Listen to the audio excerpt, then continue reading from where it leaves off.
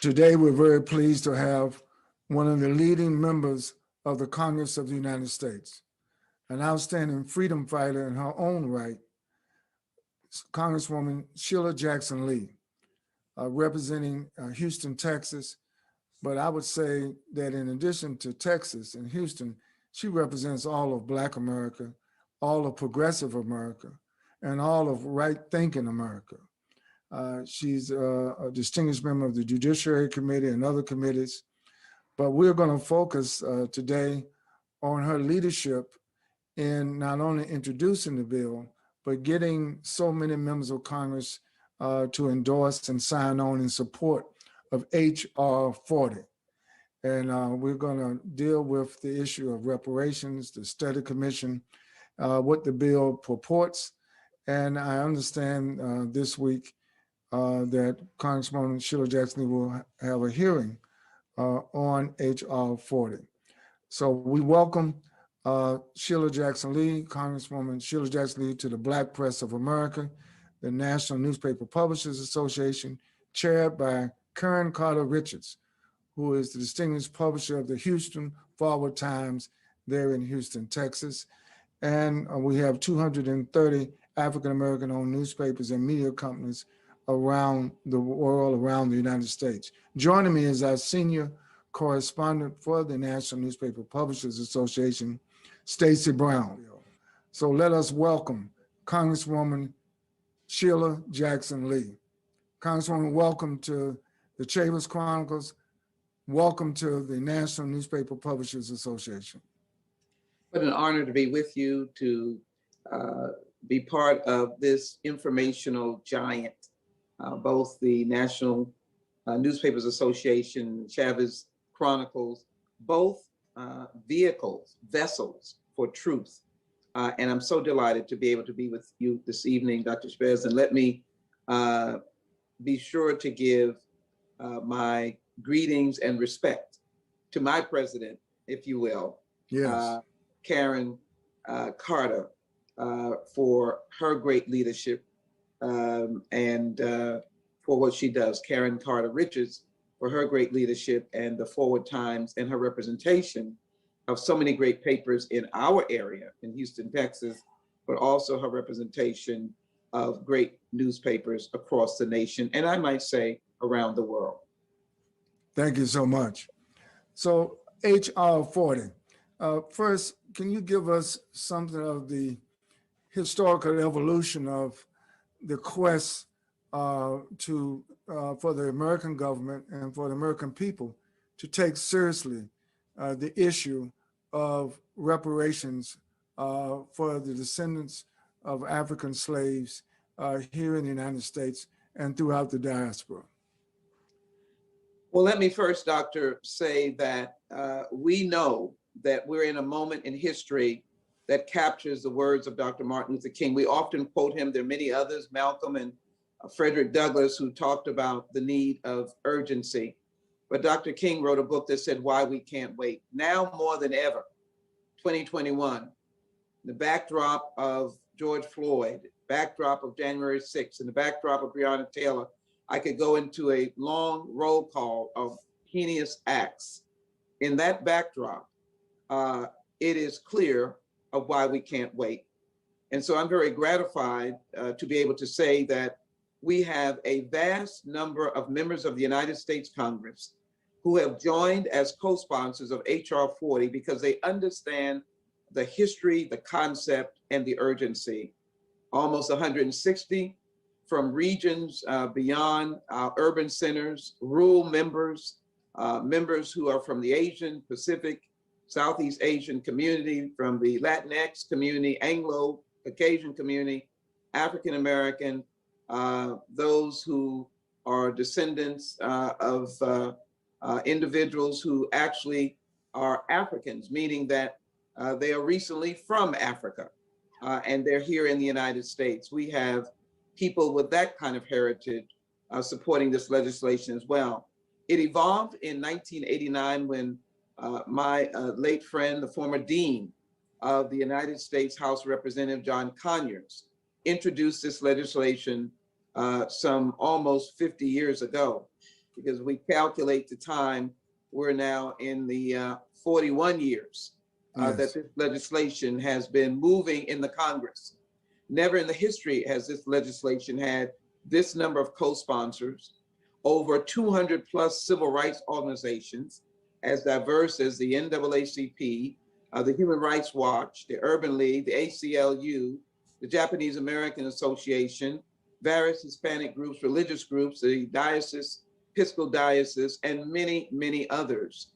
I think this speaks loudly to the fact of why we can't wait. The history is crying out for change and action. And I believe that we have gathered all of the facts. We have gathered the history. We've gathered the soldiers, if you will. We've gathered the tool makers, and the nation builders are all part of the effort to pass HR-40. And I have to thank, of course, a singular organization that has been one of the leading forces in COBRA, and of course, Dr. Ron Daniels. But I want to acknowledge groups that agree or disagree with the strategy and the structure. We welcome all of them under the concept that HR-40 is the moving vehicle to make change in America. Very good. Stacy, you want to ask the question? Yeah, absolutely. And first of all, thank you, Congresswoman, for your steadfastness and dedication to this. We know that you have a more favorable Congress and Senate right now, a more favorable administration. So what can we expect on Wednesday, first and foremost, and what are you expecting going forward? I want the momentum to continue. Let me thank the chairman of the full committee, Jerry Nadler, chairman of the subcommittee, and that is my friend, Steve Cohen. I now am the new chair of the Crime, Homeland Security, and Terrorism Committee. All of these committees have overlapping jurisdiction as it relates to HR-40. When I say that, I mean HR-40 is a comprehensive, wide net that deals with all aspects of life of the descendants of enslaved Africans. And so what we expect to see on this February 17th, and let me indicate that it was the urgency and the activism of so many major groups that I've just listed, some very small number of them, that gave the Congress a sense that they needed to move this quickly. You're right. Doctor is right. He is right in that the stagnation that this bill came through was either one house was in one party, another house was in another party, or the president was in another party. And there wasn't this sense of urgency or commitment or deeply embedded commitment to what we call racial equity and racial justice. We believe that the stars are now well placed. And what we're doing with the hearing is to again place HR-40 front and center in the eyes and the minds of the Congress, the leadership of the Congress, both the House and Senate. And we know that in the early part of 2020, 2019, we had the support of the Speaker of the House, Nancy Pelosi, then Minority Leader, Mr. Schumer is now the Majority Leader, all of the House leadership, and certainly elected officials, local and federal, across the nation. We have a body politic.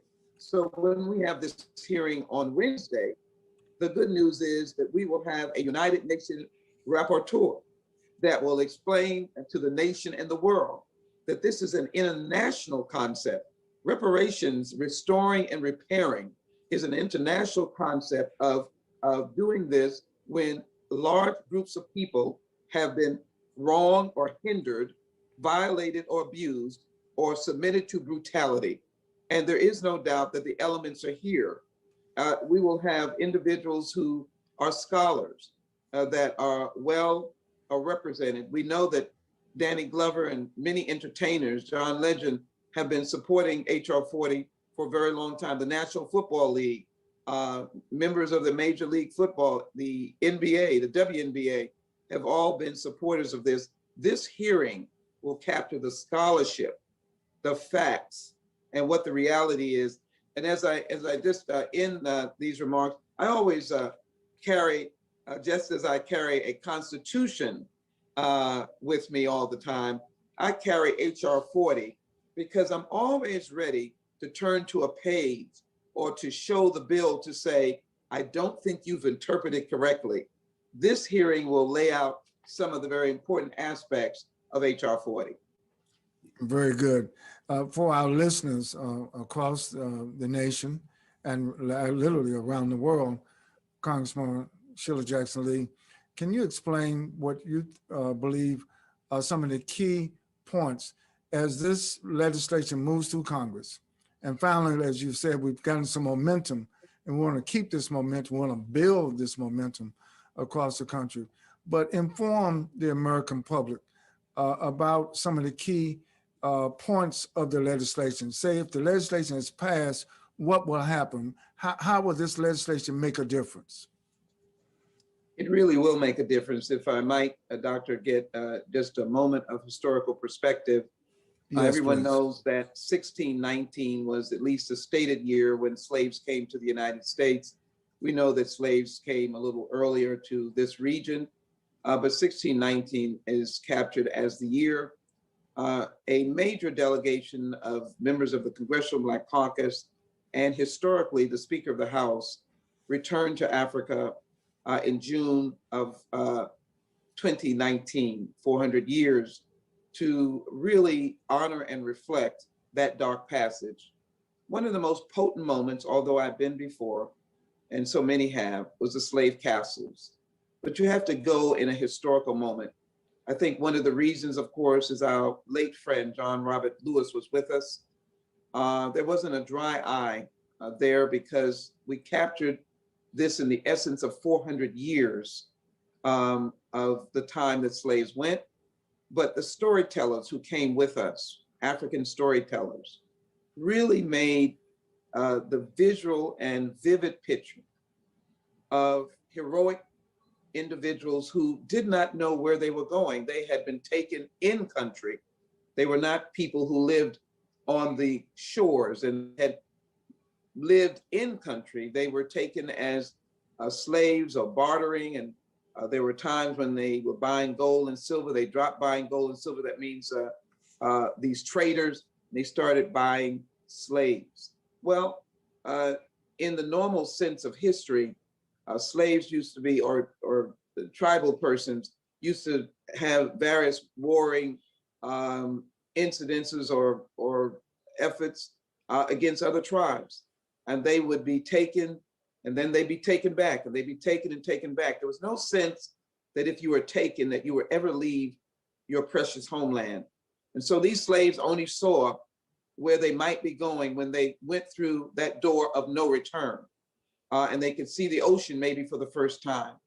There were thousands of slaves that literally jumped into their watery grave. We hear that often, refusing to leave their homeland.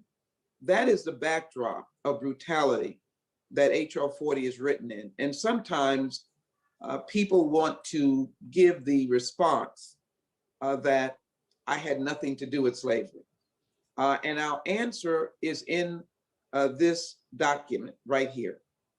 What HR-40 stands for is the official recognition by the United States that sanctioned slavery, first by the purchase from the slave traders, then by the open markets, usually done in the public square, sanctioned by local government, sanctioned by the federal government, because it was not illegal.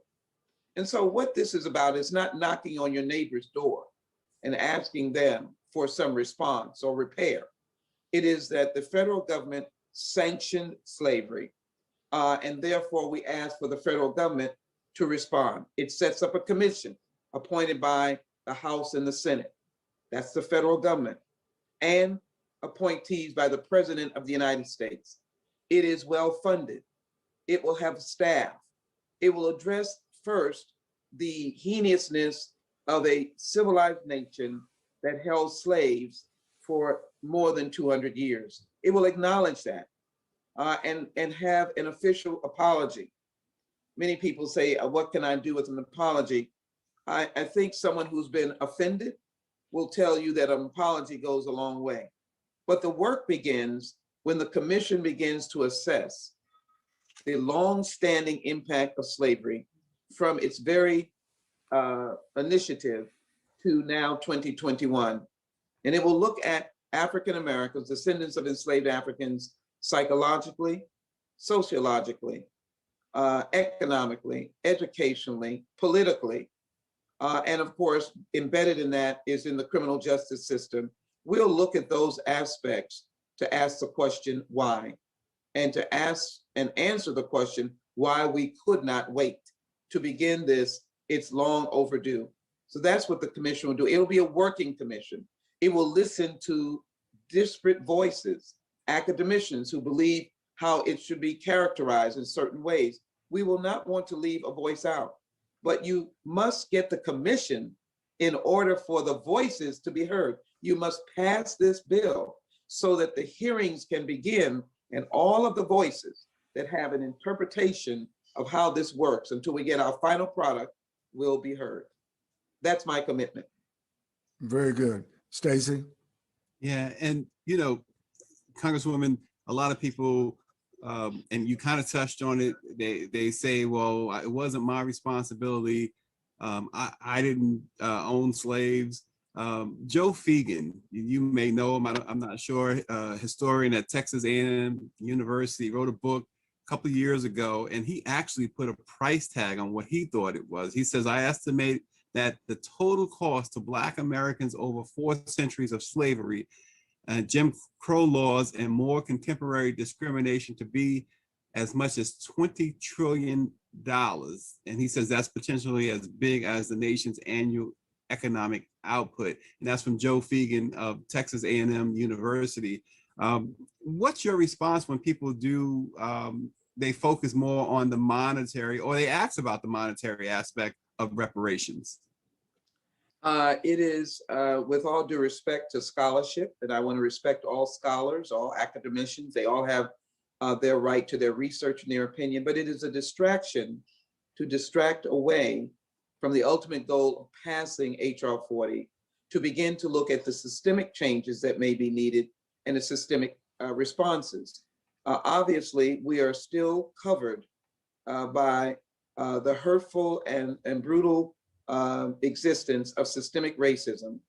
And in many instances, we well know white supremacy, white racism has raised its very terrible head, not to represent, I believe, all of America, but given comfort by the past president of the United States, Mr. Trump. So when you begin to talk about setting a figure, and there are many figures, then you curtail or cut off the work of the commission. We don't know what the commissioners may ultimately decide. We are endorsed by the U.S. Conference of Mayors. They had a different figure, about $16 trillion. I know, for example, that as a member of the United States Congress, this government has spent trillions of dollars on tax cuts, on wars. And so we're not unmindful of the fact that money has been spent in many different areas. Here's an opportunity to get a roadmap on what should be the response. Deal with historically Black colleges, deal with the horrible lack of access to healthcare, deal with the unequal education systems, deal with the ongoing criminal justice system that seems to find its way into the lives of Black boys and young men and young women. And so I'm not here to dictate to what this commission that we expect will be of people of high integrity. And now we'll have the opportunity to ensure that is the case with a Congress, a House and Senate that is empathetic to this question. And we will make sure that they go to work. They'll listen to the professor at A&M, maybe as he presents any written material. I'm sure they'll seek out all scholars, but they will roll up their elbows, their sleeves up to their elbows and work. And you know what? They will have history at their beck and call. They will have the issue or incident of those in North Carolina who were in a syphilis experience and received reparations. They will have the Rosewood reparations, if you will, from Florida. They will know of the work that is still to be done for the Tulsa riots 100 years ago that we're honoring this year, commemorating this year. So there will be evidence, and they will have Japanese Americans Japanese Americans who received reparations in 1988. It took them a long time, but they did. And on this coming Wednesday, I'm so honored that we'll hear from former Secretary of Transportation and my colleague, Secretary Mineta, from the Japanese American community. They will hear the facts. And to that person who wants to put a number, I say that we are going to be putting facts and law first, and we'll produce a document that is going to be the roadmap for what should be done for this brutal time in America's history. Yeah. Well, it sounds outstanding. And as I listen to you share these details, Congresswoman Sheila Jackson Lee, it comes to mind that, you know, this issue of systemic racism just didn't happen since last year. It is deeply, deeply rooted in the fabric of American society. And one of the reasons why our nation still has a race problem, the truth is we have not studied this issue. The truth is we probably sometimes avoided the research. And certainly the federal government has not invested in assessing not only the impact, but the deep, deep cause of this kind of chattel slavery, you know, or crimes against humanity. It was just inhumane. And the vestiges of the slave system, the vestiges of the transatlantic slave trade are still alive today in 2021. So I think, Congresswoman Sheila Jackson Lee, I'm glad to hear that over 160 members of Congress have signed on. We would call on every member of Congress to sign on this important bill. What great, I can't think of a greater way, let me put it this way, for the nation to begin healing its racial problem by passing this bill, HR-40, not to end, but to really begin what is necessary in terms of a federal response, in terms of a state response, in terms of a county response, but I would say in terms of all Americans should have a vested interest in addressing this situation. But what you have stated, Congresswoman Sheila Jackson Lee, that in order to solve a problem, we have to know what the problem is. We have to know the magnitude of the problem. We have to know the depth of the problem, the intricacies of the problem. And it seems to me it's going to take a lot of work. So can you talk about how this commission, if the law is passed, does it have a timeline for the commission to get its work done? What's your perspective of the future? Let's just say that the Biden-Harris administration is going to help stand and the Congress is going to do what it's supposed to do. As you know, for 4 years ago, the Congress was literally at a standstill because of the partisan divide. But there should not be a partisan divide on HR-40. But can you just talk to us about, since you are working so hard on this, what's your perspective, not only about the passage of the bill, but how this current administration and how the American people should welcome the passage of the bill? Well, Doctor, you said quite a mountain and quite an amount, and you had some very important points that should have been heard by the American people. You know, I started out with a thank you to those who are co-sponsoring, but I want to join in your refrain, your songbook, and that is we want all of the members, as many members of the United States Congress, to be co-sponsors. And I hope your readers, your listeners will be encouraging their members, Republicans and Democrats, because this is an American commission. It is about a governmental action by the United States of America. It's not one state, it's not the region, it's not the South, it's not the North versus the South in the Civil War. Slavery was up South and North and down South.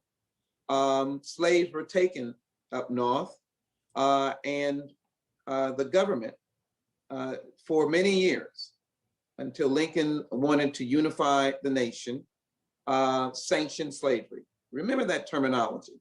They sanctioned slavery and all of the evils that went along with slavery that find us today. The inadequacies that the descendants of enslaved Africans experienced in their educational system, in health, in the criminal justice system, all have, we feel the brunt of it today. It's been going on for a long time. As a senior member of judiciary and having been on the criminal justice committee, the crime committee, for a very long time, I lived through, as a member of Congress, the inequities of the crack cocaine fight. I remember having to amend a bill when we were starting to talk about meth. And it was a bill to talk about dealing with it from a health perspective. I had to amend the bill to say, and include crack as well. Treat those individuals of having sickness. Those individuals were dominantly African Americans, Black Americans. So this law will now come at the perspective that they need to, commissioners, dig deep into the life of African Americans in this country. Mm-hmm. Historically, take the journey, find out, and begin to repair by solutions and resolutions how you address those elements that I said that go from healthcare to politics, sociological, psychological, educational, economic. And one of the major elements will be the question of the wealth gap. There are so many different numbers, but take a family of 4 African Americans earning $17,000. And there are families that have that kind of earning. A white family would be earning $200,000. The wealth gap is huge. And why?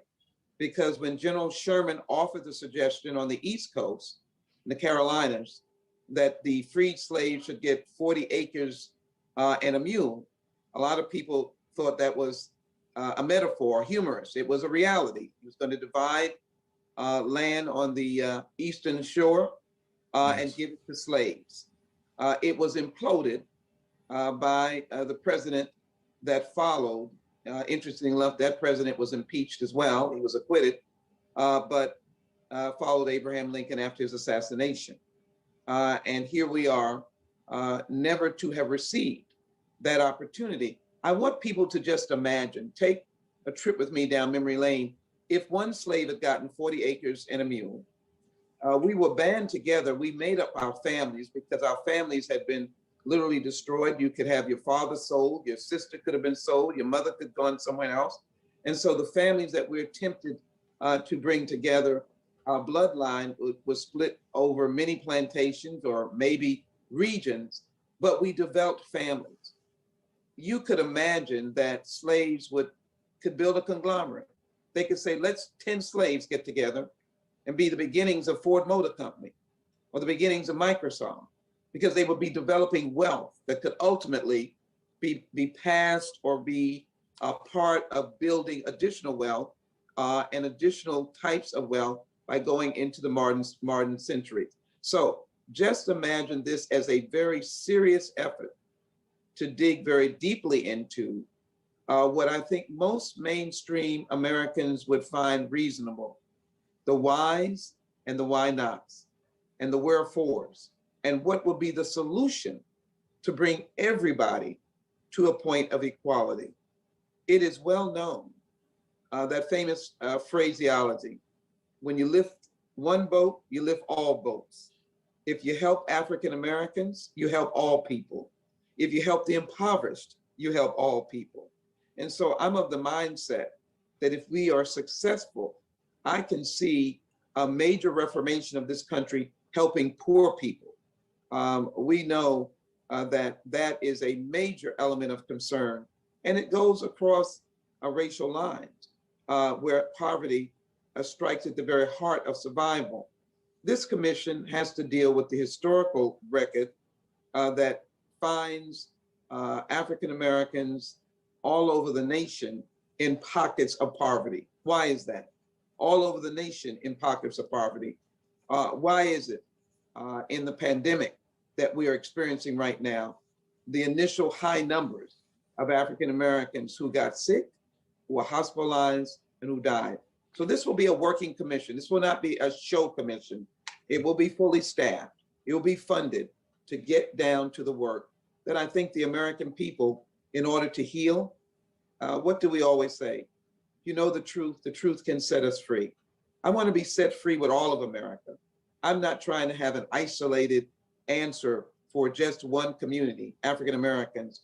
I believe, and I see the young people today, they were so enthusiastic in 2020 of all different backgrounds, colors, and creeds about HR-40. They've been leaders at their universities that have been white universities where they are supporting efforts of HR-40, from Harvard to Georgetown to universities in the Caribbean. They are supporting HR-40. I think this will be reformational. It'll be hard work. It'll be serious work, but it will be work that'll be in honor of the American people. Very good. And Congresswoman, recently we talked with Cedric Richmond at the White House, and here's what Cedric Richmond said. The administration, their thoughts on HR-40. He says, we absolutely support HR-40. He says that he talked about redlining. He says, we don't need a study to tell us that redlining in Black communities has been treated a lot differently. He says that we need to deal with systemic racism right now, and we support the commission, but it is not going to stop us from acting right now. So how important is it, how refreshing is it to have the support of the administration? Well, certainly Mr. Richmond is extremely astute, was a co-sponsor of this legislation, as was the vice president who helped introduce it in the United States Senate. It'll be carried now by Cory Booker. He's astute, but yes, the whole administration is a breath of fresh air. And I'm so glad he mentioned that. He has said it often. That was one of the economic insults that happened to returning soldiers from World War II, both the GI Bill and redlining, because the soldiers came home looking for that bungalow, that each of them were given an opportunity, that new home, that first home. And there were tools and resources given to returning soldiers to get that first home, to get that first level of education. And much of that was denied to returning Black soldiers or their families. But then redlining is notorious. Mr. Coates' article on HR-40 told significant stories about redlining in Chicago and the prevention of the economic growth and enhancement of African Americans. It should be very clear that the home, the land, was the first source of wealth that helped to build major multinational companies, like I mentioned. I mentioned Ford, it could be General Motors. Land helped develop money. And so the lack of land for it to then to be transferred from one generation to another that African Americans didn't get. And of course, there was landowners in the 1900s that Black people had. Families got together and had land, but many people know that that land ultimately got lost in many instances, was foreclosed on, got taken by tax liens. There was always a way that racism raised its ugly head to deny African Americans economic justice. That was the case in the Black Wall Street, that the envy of that wealth motivated, even though there was some representation of a rape or a Black man, not a rape, but Black man touching a white girl, they used that to completely destroy Tulsa and the Black Wall Street, burying some 300 Black people in an open grave. These are the kinds of things that must be addressed. And so the wealth question is so important, tied to Mr. Richmond's very important statement. We appreciate his astuteness, and again, his highlighting the breath of fresh air that President Joe Biden represents and Vice President Biden in their commitment to racial equity and racial justice. You mentioned earlier your trip to Africa, to Ghana, visiting the slave councils and seeing the gates of no return. tell us how you feel that the African continent also will be supportive of HR-40 throughout the diaspora, while it's something that the Congress of the United States will hopefully pass. What do you think the international impact of the passage of HR-40 would be on the diaspora of African people? Well, I don't think it could do anything less than enhance the status of America in the eyes of the continent of Africa. I am a chauvinist on the continent of Africa. I'm a champion of the continent of Africa. I studied and went to school in Ghana as well as Nigeria. And I believe that Africa should be one of the United States, if not the most closest ally, the continent. It means the many different countries that are there to the United States. There is a eagerness in many of these countries, particularly with young Africans, to align themselves with a just America, with a democratic America. One of the more recent episodes of that alliance among young people that would bring tears to your eyes is when we felt the brunt, the hurt, the violence of the death of George Floyd. We could only look across the ocean to see the huge numbers of Africans going into the street, aligning with us, connecting to their brothers and sisters. And their brothers and sisters in the United States were of many different hues. You know, Ben, they were of many colors that were out in the streets marching against this unjust injustice, if you will.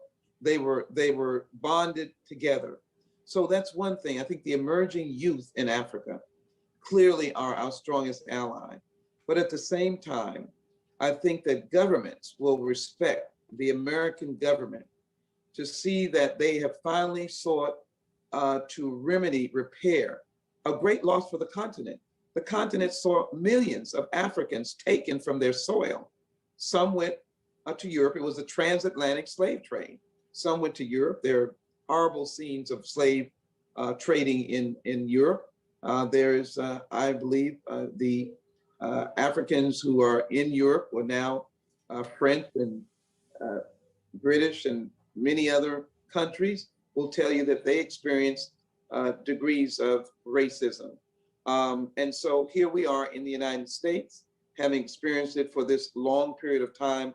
I just think that it will be a healing connection with the continent. It'll be mutual respect. It will be, in fact, recognizing them as having been hurt during that time where their persons, citizens, their tribesmen, if you will, were brutally taken, families separated, millions losing their lives. Some say 1 million lost their life before they even reached shore.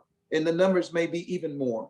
So I think this will enhance both politically and diplomatically our relationship. We have strong support on the continent of Africa, and they are well aware of HR-40, and we will look forward to engaging them in the repair. We know that in South Africa, they had the Truth and Reconciliation Commission. We know that we are very interested in HRES 100, which deals with reconciliation. I consider HR-40 the mother bill. That is the bill that represents the umbrella where all of the work can come under. We're repairing and restoring. We can't wait to do this 10 years from now, but we also will reconcile and hear a truth, which is very important. So we pass HR-40 and others can come under it to ensure that the voices are heard across the land and across the continents, if you will. So I think Africa will be a very strong partner in seeing this commission be successful. Fantastic. Very good. Well, we Stacy, certainly, you have a final question for the Congresswoman? yeah, well, yeah, it's a request. We certainly want you to back Congresswoman when this bill does pass to talk to Black America about the passage of this bill? I can't be more enthusiastic and say a larger yes than the big yes that I want to say. And I do want to take note that I didn't get here by myself. We all know that.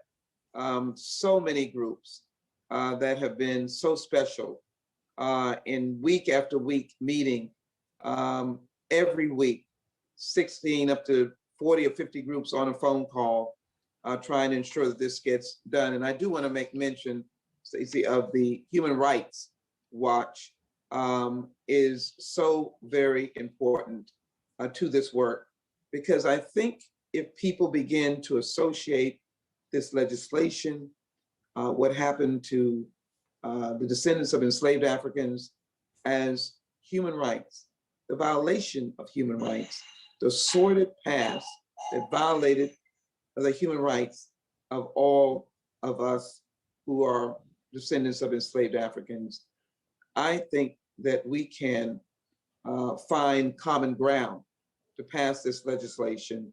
And as we pass it, to make a mountainous change in this nation.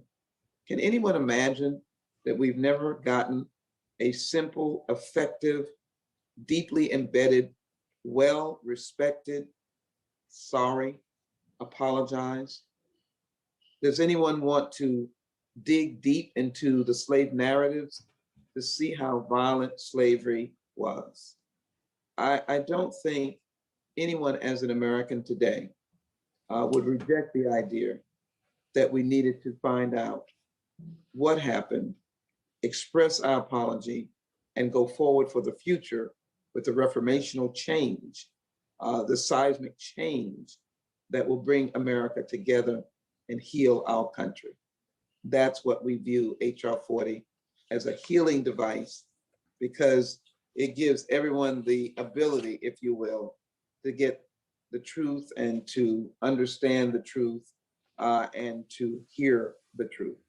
Yes, Councilwoman, before we end, is there a website or where do people go to get information about HR-40? Thank you. They can go to the House Judiciary Committee website, and they can just look my name up and go to my website as well. And they can also go to NCOBRA's website as well. And they can Google it and get information as well. I usually don't give the websites because I'd like them to use just those names, and they will come up so that they'll have the accurate website. Well, HR-40 is the bill number, but what is the official name of the bill? The official name of the bill is the Commission. I'm so glad you asked that. The Commission to Study and Develop. It has been amended to strengthen it. Study and develop reparation proposals. And for anyone that thinks that this is a commission that is going to have smoke and mirrors, it's going to be a cover up. No, it's going to be an unveiling. It's going to be a taking the cover off. And the idea, the word develop, the active word develop, is a verb that says work will come out of this commission, that there will be real proposals to deal with the systemic impact of slavery, the present day impact of slavery, and to identify all of the elements that created the atmosphere of today. And I take us two simple examples, and that, of course, is a rage against drugs in the 1970s and 80s, and going into the 1990s, when crack was rampant in our communities.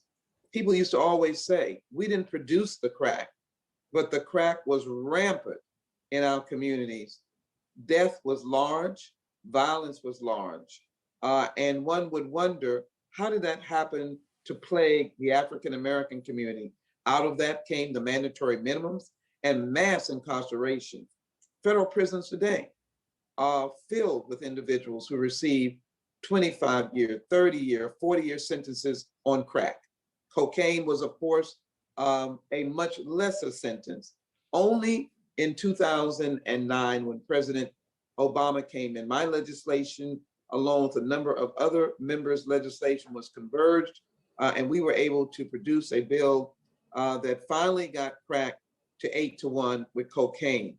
But the plague had already hit millions, thousands, if not millions, of African Americans, and certainly thousands were incarcerated around the nation.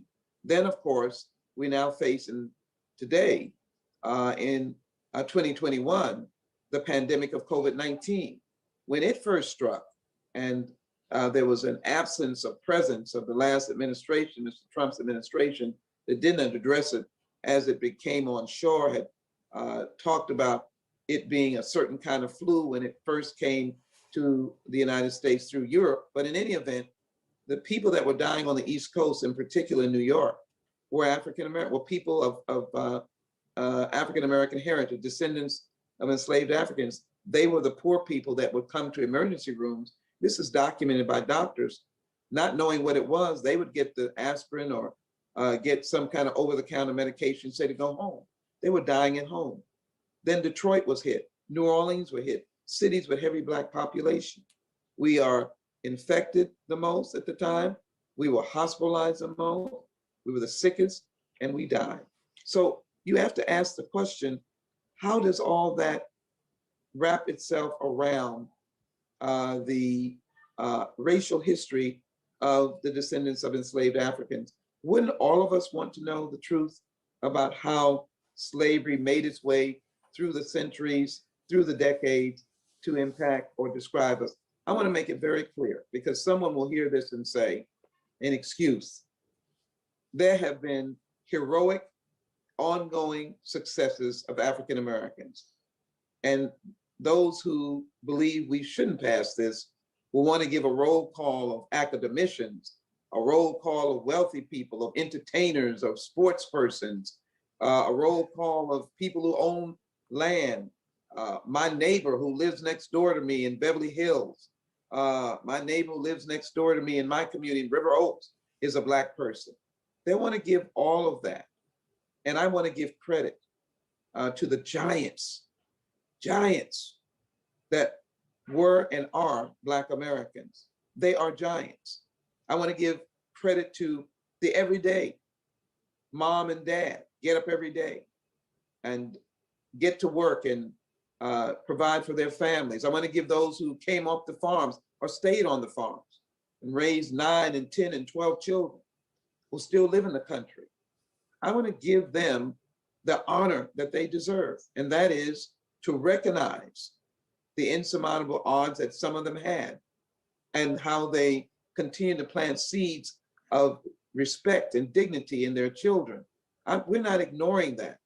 We're taking all of that in, but that should not be used as a distraction or a basis of an excuse of not to do the underlying factor. Has anyone addressed the question of slavery and its comprehensive impact of Black Americans in this country? This is what, get it right, HR-40 will do. And I'm delighted to have all the help that we have had. And I want to publicly thank all of the advocates, every single one, and all of our champions as members of the United States Congress, and all of the voters, many of whom voted in 2020 on the idea of the passage of the George Floyd Justice and Policing Act, of which we will work on immediately as well with the Congressional Black Caucus and HR-40, which the Congressional Black Caucus is supporting, and I might say the Congressional Progressive Caucus, but many, many different members of Congress from all backgrounds as well. Well, thank you so much, Congresswoman Sheila Jackson Lee. You've updated us, you've informed us. We know what the strategic timeline, the challenge for the Congress of the United States, this Congress, not a new Congress, but this Congress, should forthright pass HR-40. And on behalf of the Black press, the National Newspaper Publishers Association, Karen Carter Richards, our chair, and all of our publishers, we thank you dearly for your leadership, Congresswoman Sheila Jackson Lee. And on behalf of the Chavis Chronicles, on public broadcasting television stations all across the country. We thank you for sharing your insights, your wisdom, and your leadership in the Congress of the United States. May God continue to bless you. We thank you for your leadership, and you can count on us to be there to get this word out, to raise public awareness about HR-40 and the task that now lies ahead. Thank you again. Thank you, Dr. Chavis, as well, for your stupendous and ongoing leadership, and the NNPA, and my dear friend, President Karen Carter Richards, for her continued leadership. I am honored and I'm humbled by this opportunity. Let the fight continue, and let the power not be ours, but let it be to the people. Thank you so very, very much. HR-40 has to pass this year, this time. Thank you. Thank you so much. God bless. God bless.